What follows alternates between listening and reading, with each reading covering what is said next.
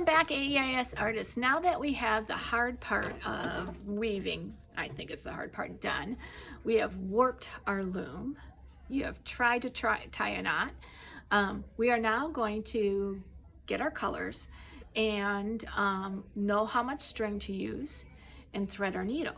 So we are making a bookmark and we're going to learn a variety of different stitches. Okay. We're going to start with the basic one. So on your table, you also should have a handout that looks like this, or there's another handout, but it goes over the basic weave. The first one we're going to learn is the Tabby Weave.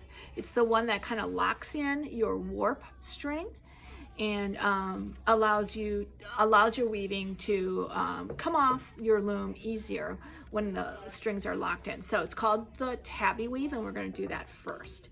So in the classroom are a couple of stations where there is some yarn, and you're going to go up to the station, take your scissors with you, and pick the color that you want. So I started with white, and what you're going to do is you're going to grab the string out of the box so it's connected to the box, and you're going to hold on to it with one hand and outstretch it. It's called a seamstress yard, all the way till your arms are outstretched. Okay, so I have one end and I'm still connected to the box at the other. You're going to hang on to that string and then cut it. Okay, so watch what you're doing so that you don't cut somebody else's string or somebody else. Okay, so we have to be very careful about how we're going up to get our yarn. So make sure you bring your scissors and you cut your yarn. Once your yarn is cut, again, seamstress yard, you are going to thread your needle. Everybody has their own needle. It's a plastic needle. It can break very easily. So please take care of it because you only get one. So if your needle breaks because you've been playing and you've been bending it, you're just gonna have to weave without a needle, which is possible. So what's nice about these needles is that the eye of the needle is really big. So the easiest way to thread the needle is just to fold your thread over a little bit and push that loop through the eye of the needle and grab it. So when you're weaving, you don't want both of the ends to be the same length. So again, you want a short end and a long end. A lot of students get a little frustrated because as they weave, the end comes out of the needle. So you can tie it so that it doesn't come out. So again, you're sticking your loop through, and then with that short end, you're just going to go around one time. So you're just going to tie it like you're tying your shoe. Okay? Now you're ready to weave, and we're going to do the Tabby Weave. And again, the Tabby Weave is the basic weave that you need to do both at the top of your loom and eventually at the bottom before you take it off. So to start the Tabby Weave, you're going to go under your first string, over the second, under, over, under, over, under. Okay? So you can see that I have some string, the one string is on top of the needle and the needle is on top of it. So it's basically an A-B pattern, okay? So A, B, A, B, A, B, A, okay? So once you get the needle all the way out of your loom, you're gonna carefully, and I like to kind of hold on to my strings so that they don't pull too much, and you're gonna get the tail of your string to touch the last line or get very close. Okay, it's hard to do this with the loom up. And then we call combing. You're gonna, maybe I can do it down. Let me face it down so that it's on here. So, and then once the tail of the string is close to the edge of that first string, stop. So now you're going to go back the other way. So notice I ended with the string under this string. So now I'm going to go over it, under. So you're going opposite of your first line. The first line I started under the string, and now I'm going to end up over it. Again, you're going to pull your needle. I like to hold on to my string so that I don't pull too hard, and then comb it up. Okay? If you pull too hard, it's called choking. That string will start to pull in. So try not to choke. You want it to stay the same width as you started. So we just keep going. My string is on top of my end string, so now I'm going to go under, over, under, over, under, over, under. Again, pulling it through Again, I'm pulling on my string. When my loop touches, I'm going to comb it up. And you just keep going until you run out of string. So I'm looking at what I'm doing. I'm making sure I'm not choking it too much. I'm combing it up, and this creates a nice tight lock. And you're going to keep going until you run out of string. So again, this is the Tabby Weave, and you've got this little tail here. You can kind of put it in the back. Don't worry about it. We'll take care of it later.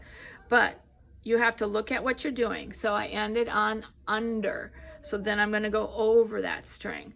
And these long needles are really nice because you can get them all the way through all the strings and then pull and then comb.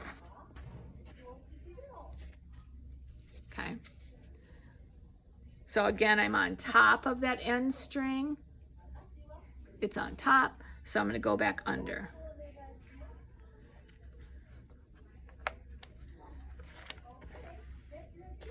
If you do this, notice that I choked it. You have to pull it out so that it stays. Again, you want to kind of keep the width of your warp strings the same as when you started.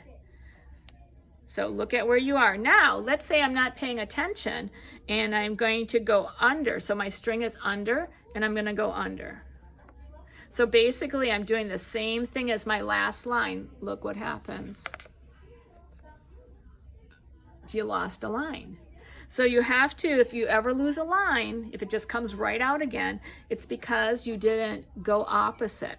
So again, my string is on top of this line, so I have to go under it to lock it in. So you're locking it in by doing an AB pattern and then switching up your pattern to lock in the next row. Okay. So I'm going to go all the way across. Now let's say I'm done with my string. I've woven, and this string is called the weft, W-E-F-T. So the warp strings are the strings that are on the loom that you're weaving the weft strings in. So let's say that I'm done weaving. I don't have enough to go all the way to the other side. I only have a little bit of string left, and it won't really make sense to keep going. So now what I have to do is get either another color or the same color and get some more yarn. So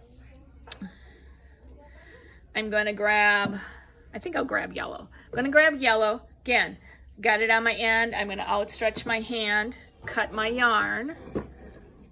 Okay. Bend it over a little bit, push that end through. And then again, with the little short end, I'm going to cross it over. So you're making a little cross and then stick that line through.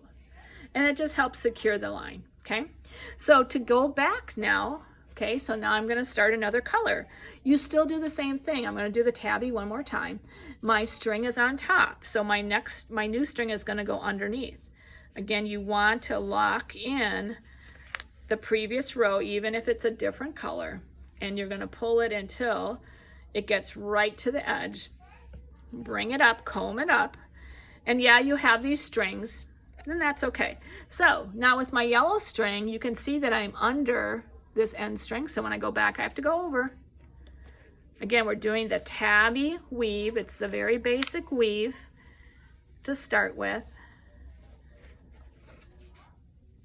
And I'm just going to keep going. So I'm looking at what I'm doing, so I know that I'm going opposite. I like to hold my strings so that I don't choke them. Again, choking is when you're pulling too hard. Okay. So again, I'm under, so I'm going to go over. Just look at what you did the row before, and you should be able to see that you're locking it in place. So have fun with the tabby weave, getting the right length of yarn, which is called the seamstress yard, and enjoying the pattern, the repetitive pattern of the tabby. A, B, A, B. Under, over, or over, under. So I will be walking around, helping students where they need. Again, you don't have to tie this string on. Notice it's not really in a knot, it's just a loose tie. and that just helps it from not coming out of your needle so often. So I look forward to seeing what your patterns that you get.